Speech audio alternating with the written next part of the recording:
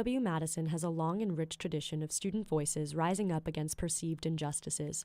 Issues like the environment, racism, gender and sexuality, and the Vietnam War have been challenged, making activism on campus vibrant and passionate. Misogynist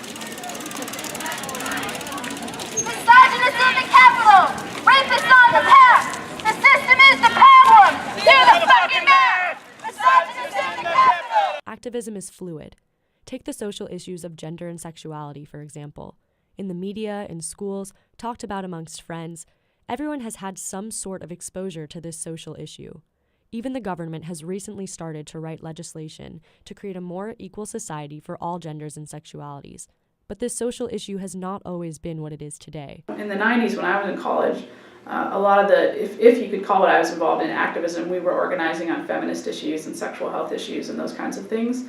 And I think that kind of activism has always been very vibrant on campus. But it would be hard, I think, to characterize. I think every campus also has its own unique culture when it comes to protest. Images of students marching to protest as they did in 1990 against alleged homophobia in the ROTC often become the face of political activism. Activism manifests itself in different ways. Yes, protests and rallies are still a common form of advocacy, but Natalie Kirk has found a different way of getting the point across. Clothing the Gender Gap was a body of work in response to a line of clothes called The Boyfriend. Natalie Kirk wants to bring attention to the way clothing places a societal pressure on women and girls that doesn't exist as much for men.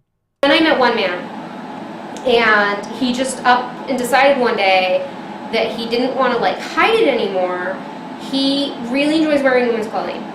But even with organizers, rallies, protests, and other events, activism relies on passionate people who are determined to make a positive impact, even if it doesn't directly benefit them. But I feel like you have to make social changes before you can make political changes, because in order to make political changes, you have to have a general consensus on values.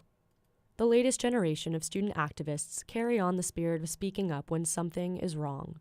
Through their activism around issues of gender equality, they keep important topics at the front of people's minds with the hopes that more will join them, that they too will care enough to join the fight for equality.